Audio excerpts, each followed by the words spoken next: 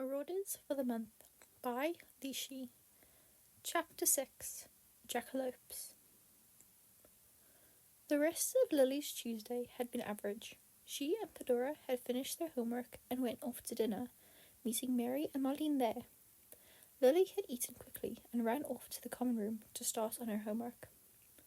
It was now the next morning, and Lily was exhausted, to say the least. She stayed up until at least 4 a.m. doing homework and woke up around 6 a.m. when Marlene was headed off to Quidditch practice. Usually, Marlene was quiet in the mornings, but of all mornings to not be quiet, it was the morning after Lily got no sleep. Mary had woken up too, and the two girls agreed to head off to breakfast early to drink as much tea as they could before classes. Lily had drunk about 3 mugs of tea by the time Pandora walked into the Great Hall and sat with them. Pandora started to sit with them at meals, and none of the other Gryffindors seemed to mind. Mary and Pandora chatted a bit, talking about divination. At least that's what Lily assumed they were talking about. She was too busy nursing her 4th mug of tea to listen. She wasn't, however, too busy to watch. The way Pandora talked about divination was very cute.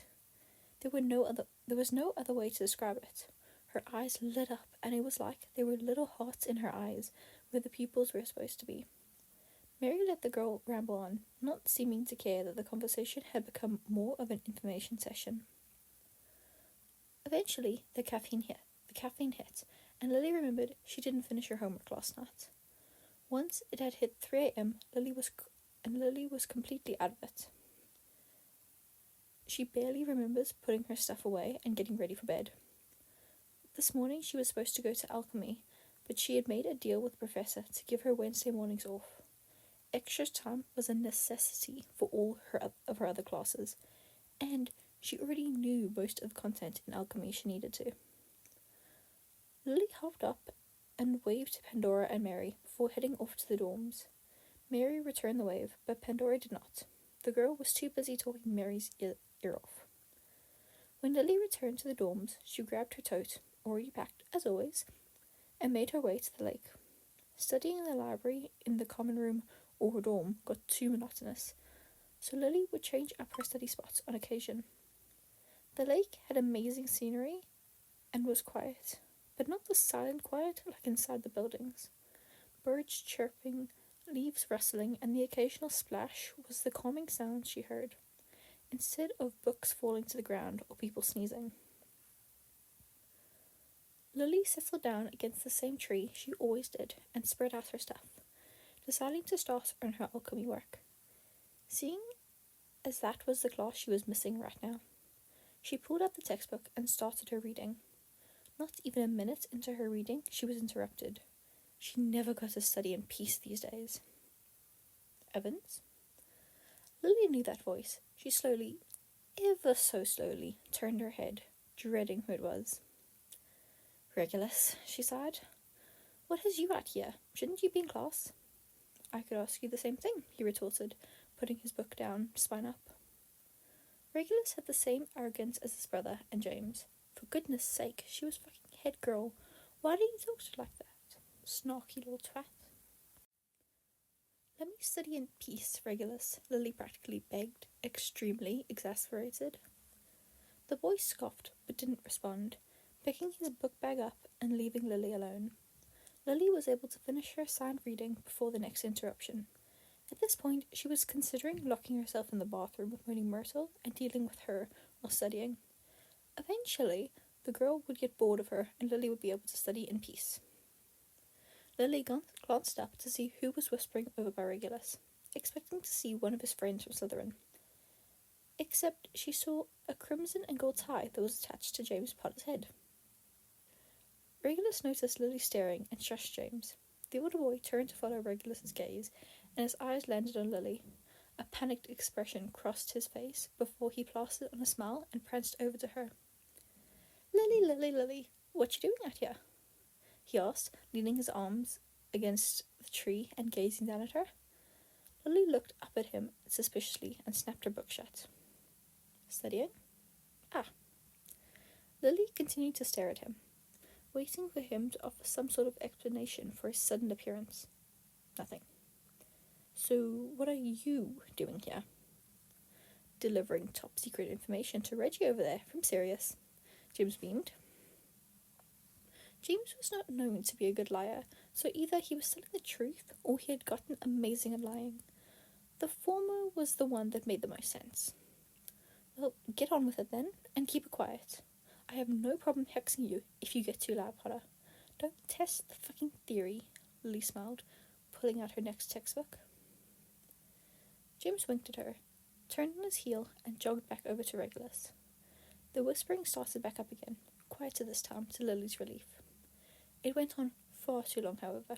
If what James said was true, it shouldn't have taken 10 minutes to relay said top secret information. She watched James ruffle Regulus's hair and go on his way. The way Regulus watched him jog off towards the castle was interesting. Lily would have to keep an eye on them. The rest of the time before class was peaceful, as in Lily was not interrupted. The homework was not peaceful in the slightest. If she had been uninterrupted, though, she would have definitely hexed whoever it was, first year or not. 7th years had already started to hex students that were being rather annoying. Lily was not special. She would participate if someone got on her nerves. Lily skipped lunch and studied until her potions class started. Regulus seemed to do the same thing. The two got up at the same time and walked relatively close on their way to the castle. No words were exchanged. Lily headed to potions and met Mary outside of the class. The two girls walked in, and the first thing they saw was Snape with his bright pink hair. Lily and Mary stifled their giggles as they walked past him. The boy had his head down and his hands attempting to cover his hair. Once they got to their seats, they allowed themselves to giggle and let it all out. Excited for the planning later? Mary asked, after she had gotten control of her laughter. You know it, Lily smirked. Mary and Lily arrived at the normal table in the back of the library. Pandora and Marlene were already there, looking over a textbook. Mary set the map out on the table, and Lily snatched it immediately. The girl had been hogging it this whole time. The map is reliable, Mary stated. I watched it the past 2 days to make sure of it. You sure you didn't use it to sneak around? Marlene scoffed. Do you think so low of me, Miles? Mary smirked. A bit. Marlene narrowed her eyes at her, head propped up in one of her hands. They stared at each other for a whole minute before Mary broke. Okay, fine. I might have used it to sneak around once or twice. So what? Mary smiled. Ha, no, I was right. It's because you know me so well, Miles. Mary batted her eyelashes at the girl. Marlene curved her hands in the shape of a heart and blew a kiss to Mary. Honestly, these two could go from arguing to fake flirting within seconds. Aren't we supposed to be planning? Lily asked. Mary and Marlene nodded their heads and refocused their attention on the task at hand. Planning the first prank had been easy. Marlene and Lily had had it out for Severus for a while. For all Lily knew, Marlene could have been thinking of ideas about how to get back at Severus since the dreadful day in 5th year. Now, though, there wasn't anything coming to mind. Lily's mind felt completely and utterly blank. No ideas, none. She started to run through her schedule for the rest of the week. The only thing she could think of was that on Saturday there was a Quidditch match, Gryffindor versus Hufflepuff. Marlene would be participating in the match, so they couldn't do anything during the match. However, if Lily remembered correctly, from all the times she has unwillingly heard about Quidditch at breakfast, Gryffindor should win, which means there will be an after-party in the Gryffindor common room. James always invites all of the houses, those nights being the best nights to have rounds, because nobody, and she means nobody, was out in the halls. And around 11, Filch and Mrs. Norris would stop patrolling the halls. Saturday, Lily said, speaking her thoughts out loud. All of the girls turned to look at her, waiting for her to continue. The Quidditch game. We'll win, right, Marlene? Lily turned to look at Marlene expectantly. If I have any say in it, Marlene smirked. Right. Well, that means there'll be a party, with all the houses there. You know how James is. The hallways will be free, Lily shrilled. Okay, Mary started, arching her eyebrow. And what exactly would we do? Lily had not gotten that far. The hallways being empty from around 7 p.m. to 2 a.m. had to be a sign, though. There had to be something they could do. We could release something, Pandora piped up. The girls all glanced at her. Yeah, our Care of Magical Creatures teacher keeps a shit ton of creatures in and around the shack. Maybe we could make something, Marlene joined in. Mary looked between the two girls before slowly nodding her head. He has jackalopes, Pandora said. Loads of them, Marlene agreed. Those are the rabbits with the antlers, right? Mary questioned, turning to Lily as if she would be any help. Lily shrugged her shoulders and looked at the two other girls. Yeah, they are, and they're completely harmless, Pandora confirmed. But think about it. A bunch of drunk teenagers trying to sneak out of the Gryffindor common room at 1 a.m. to see a shit ton of rabbits with antlers out in the halls. At least 5 girls and 2 guys would scream. Then utter chaos would consume. Honestly, I would scream bloody murder seeing any animal that wasn't a cat or a dog if I was drunk. Especially the kind of drunk everyone gets at these parties, Lily added, leaning back in her chair to stare up at the ceiling. Mary seemed to consider the idea, because, as said, she had somehow become the leader. Mary's thinking face was utterly ridiculous, though, so Lily made sure to keep her concentration on the ceiling. Right, and you two, she pointed her pointer finger and middle finger at Pandora and Marlene, respectively, could get a hold of said jackalopes and corral them into the school. Marlene looked over at Pandora, seemingly sizing her up, and nodded. Suppose so. Once we got them in the school, though, we would need some help. Mary steepled her fingers and nodded. Merlin. Mary being serious was hilarious. She looked like fucking Dumbledore when he was talking to you in his office. Okay, we'll all go to the party, and you two will leave at some point to go get said jackalopes, taking the map, obviously. One of you will have to come and get us to help spread them out, I guess. We can decide that the day of. All of the girls nodded, pausing a bit to see if Mary was going to continue. Don't have too much fun at the party, Mary.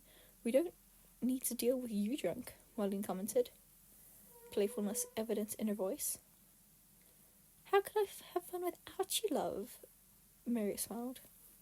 The two girls continued to flirt with each other. It was best to just leave them to it. Pandora turned to Lily. Do they always do this? She asked, smiling a bit. Yeah, it's best to just leave them to it, Lily replied, voicing her thoughts. Pandora nodded. Lily reached into her pockets and handed the map to Pandora.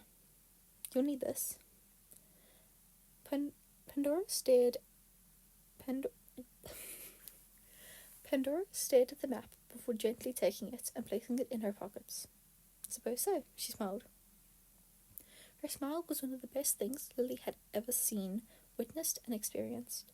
They both turned back to watch Mary and Marlene, who had somehow gone from their flirty banter to full-on bickering. The two girls always proved Lily right. Okay, well, why don't we leave them to this show? Lily sighed. Pandora giggled and watched Lily as she reached across the table to stop them from getting too close and possibly starting to push each other around. Lily has no idea how they're going to stay quiet in the hallways on Saturday. It'd be a fucking miracle if they do. Thanks for listening.